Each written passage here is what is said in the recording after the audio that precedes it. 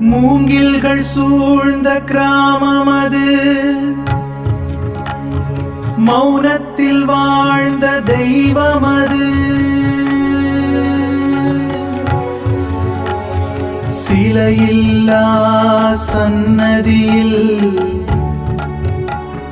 சக்தியாக நின்றாள் காமாட்சி.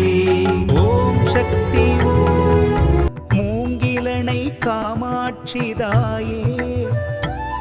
பஞ்சலோக கதவினிலே பராசக்தி வாழ்ந்தாளம்மா.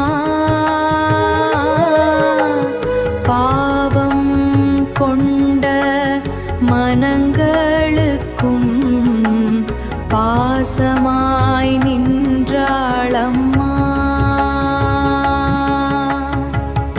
ஏழை தச்சன் முருகேசன் இதயத்தில் தீபம் ஏந்தினான். அம்மனுக்கு சிலை வேண்டும் என்ற ஆசையில் வாழ்ந்திருந்தான். காசில்லை வழியில்லை, கண்ணீர்தான் துணையாயிற்று. கேலி செய்த உலகமெல்லாம் கல்லாய் அவன் முன் நின்றது.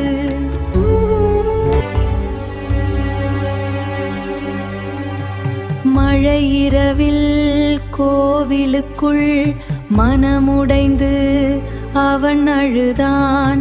அந்த நேரம் ஒளியாகவே அம்மன் வந்து அவன் முன் நின்றாள். இந்த கதவில்தான் என் சக்தி என்று தாயாய் உரைத்தாளே. உண்மை உள்ளம் போதும் மகனே என்று அருளால் அணைத்தாளே. மறுநாள் முதல் முருகேசன் மலர்களால் கதவை பூஜித்தான். மனதார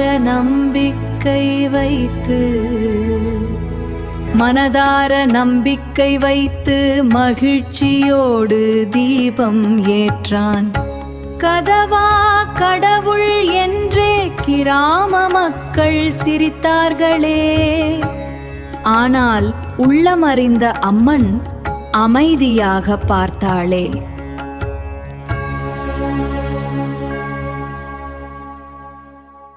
திடீரென வந்த புயலில் திசை மாறி ஊர் நடுங்கியது. ஆனால் அந்த கோவில் மட்டும் தெய்வ ஒளியில் நின்றதம்மா. தானாக திறந்த கதவி நின்று தாயின் குரல் ஒலித்ததம்மா. பயம் வேண்டாம், நான் இருக்கேன் என்று உயிரில் நிறைந்ததம்மா. அதிசயத்தை கண்ட மக்கள் அஞ்சபடி விழுந்தார்களே. அருள்வாசல் என்ற பெயரில் அம்மனை இன்று அழைக்கிறார்களே.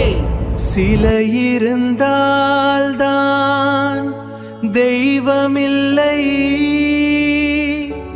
சிந்தை தூய்மைதான் தெய்வமம்மா.